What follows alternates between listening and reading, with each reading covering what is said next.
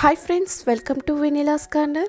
Tasty and క్రంచీగా ఉండే rice nachos చూపిస్తానండి. చాలా ఈజీగా చేయొచ్చు, చాలా బాగుంటాయి.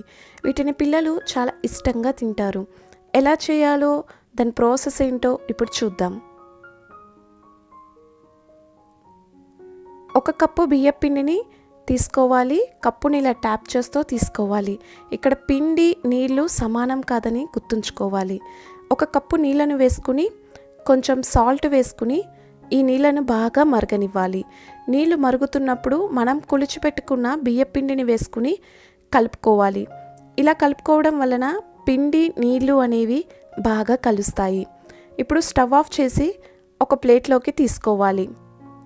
పిండి గోరువెచ్చగా ఉన్నప్పుడే పిండిని కలుపుకోవాలి.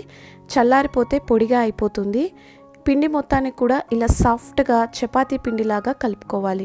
ఇక్కడ మనం ఎక్స్ట్రాగా ఏమీ నీళ్లు వేయకూడదు. పిండి అనేది మనకి ఈ విధంగా ఉండాలి.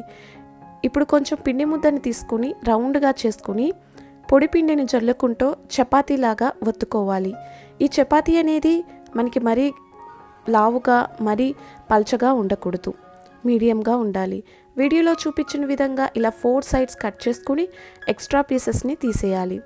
ఒక ఫోర్క్తో ఈ విధంగా హోల్స్ పెట్టుకోవాలి. ఇలా చేయడం వలన నాచోస్ అనేవి పొంగకుండా క్రంచీగా ఉంటాయి. మరీ డీప్గా కాకుండా పైన హోల్స్ పెట్టుకోవాలి. వీడియోలో చూపించిన విధంగా ఇలా కట్ చేసుకోవాలి. ఇక్కడ మనకి నచ్చిన షేప్లో కట్ చేసుకోవచ్చు. నేను ఇక్కడ ట్రయాంగిల్ షేప్లో కట్ చేస్తున్నాను. ఇలా కట్ చేయడం వల్ల ట్రయాంగిల్ షేప్ అనేది చాలా పర్ఫెక్ట్గా వస్తుంది. చూడండి, ఈ విధంగా ట్రయాంగిల్ షేప్లో కట్ చేసుకోవాలి. ఇప్పుడు వీటన్నిటినీ కూడా ఒక ప్లేట్లోకి తీసుకోవాలి. డీప్ ఫ్రైకి ఆయిల్ పెట్టుకుని ఆయిల్ హీట్ అయ్యాక మనం చేసుకున్న నాచోస్ని వేసుకుని మీడియం ఫ్లేమ్లో వేయించుకోవాలి. ఇవి మనకి వేగినట్టుగా కలర్ ఏమీ రాదు. ఆయిల్లో బబుల్స్ తగ్గిపోతే ఇవి వేగినట్టు. ఫస్ట్ వీటిని ఒక స్ట్రైనర్లోకి తీసుకోవాలి. ఎక్స్ట్రా ఆయిల్ ఏమన్నా ఉంటే కిందకి దిగిపోతుంది. ఇప్పుడు వీటిని ఒక ప్లేట్లోకి తీసుకుందాం. ఇదే విధంగా మిగిలిన నాచోస్ అన్నిటిని కూడా వేసుకుని వేగించి తీసుకోవాలి. వీటిని ఇలా కూడా తినొచ్చు. స్పైసీగా కావాలనుకుంటే 1 teaspoon chaat masala, 1 teaspoon కారం, కొంచెం సాల్ట్ వేసుకోవాలి. సాల్ట్ అనేది మనం మొదట్లో వేసాం కదా, అది చూసుకుని వేసుకోవాలి. మనం చేసుకున్న నాచోస్ని వేసుకుని వీడియోలో చూపించిన విధంగా ఇలా టాస్ చేసుకోవాలి.